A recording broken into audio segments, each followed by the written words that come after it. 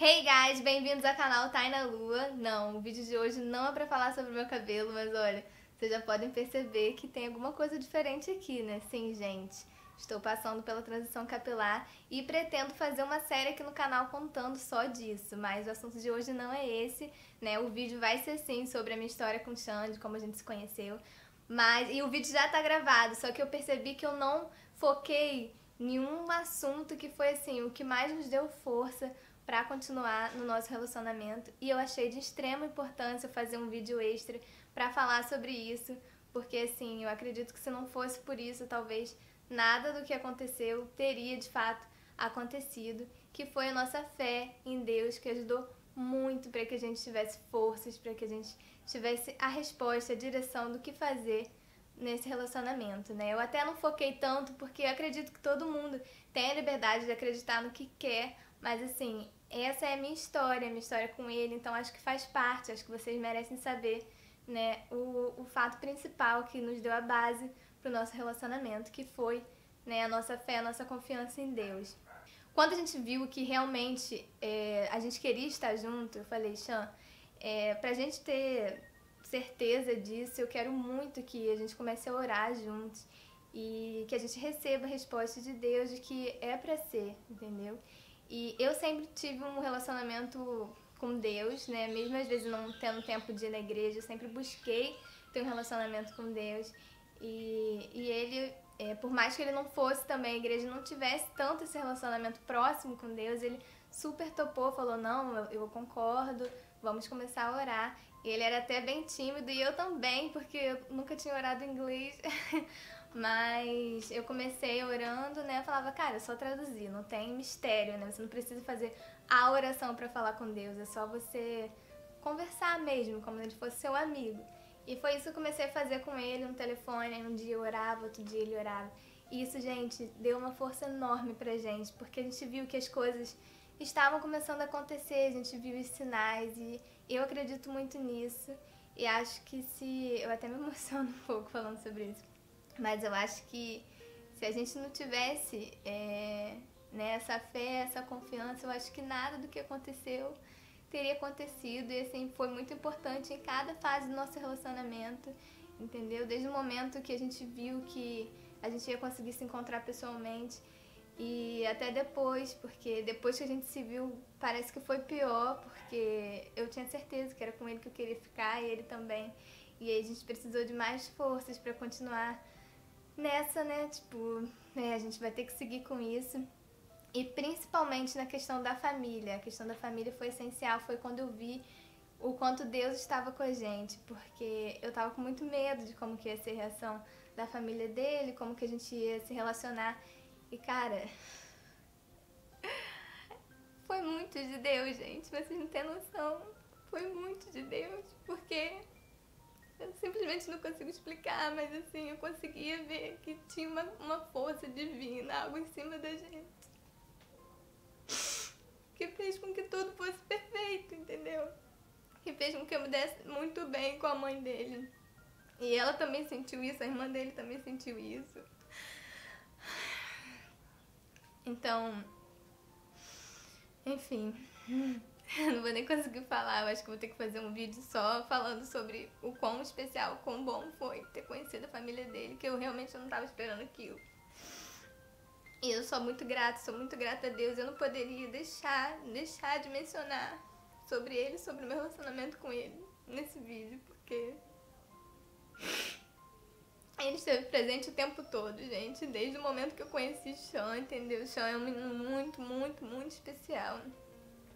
E assim, eu nunca orei pedindo um namorado, entendeu? Mas eu sempre orei pedindo a Deus alguém que realmente que fosse meu parceiro, entendeu? E é isso que eu consegui hoje. Eu só quis compartilhar isso com vocês. É isso, espero que vocês gostem do vídeo, né? Que agora eu vou contar mais um pouco da nossa história.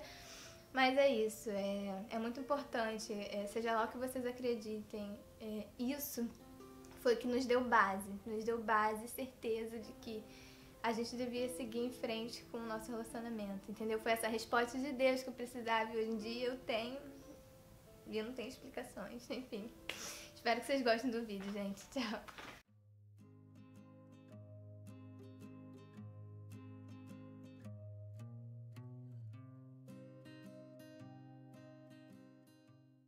Finalmente vou gravar pra vocês o vídeo que vocês mais esperaram aqui nesse canal, que é como que eu e o Sean nos conhecemos, como que essa história toda começou. Eu queria muito que ele estivesse aqui comigo pra gravar esse vídeo, mas, né, se for esperar até a gente se encontrar de novo, vai demorar. E também porque quando ele tá comigo, quando a gente tá junto, a gente tenta passar o menos tempo possível na frente das câmeras, né?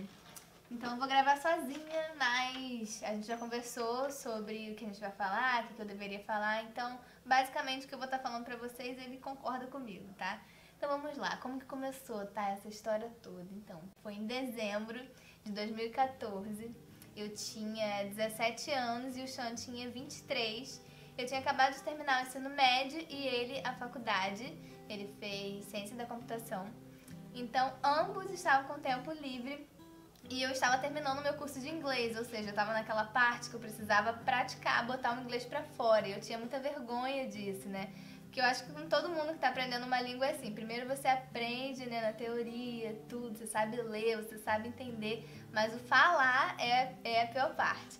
E então eu tava procurando lugares para poder praticar com nativos da língua. E foi assim que a gente se conheceu. Eu entrei num bate-papo.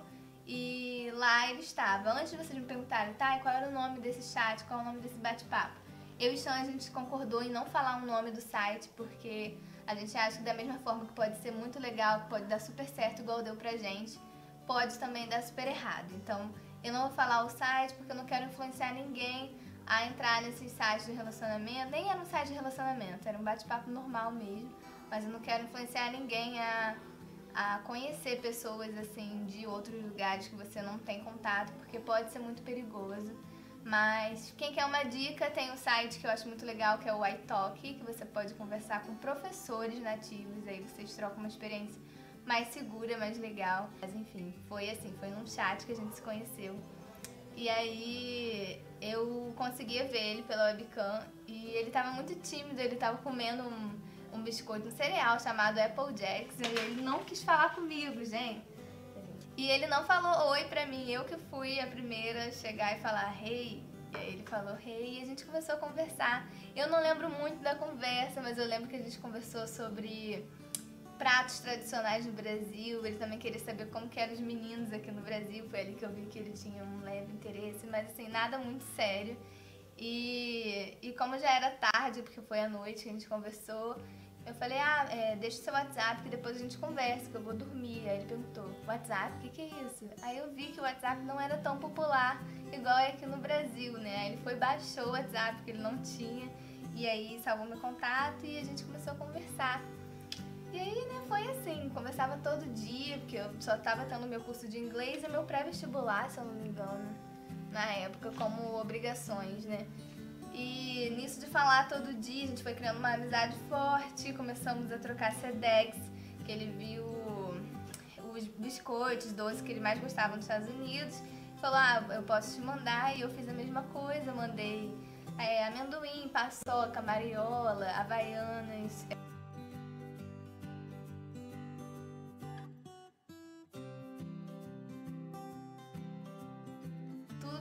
Para os Estados Unidos. Que tiro de frete, gente, que tiro de frete.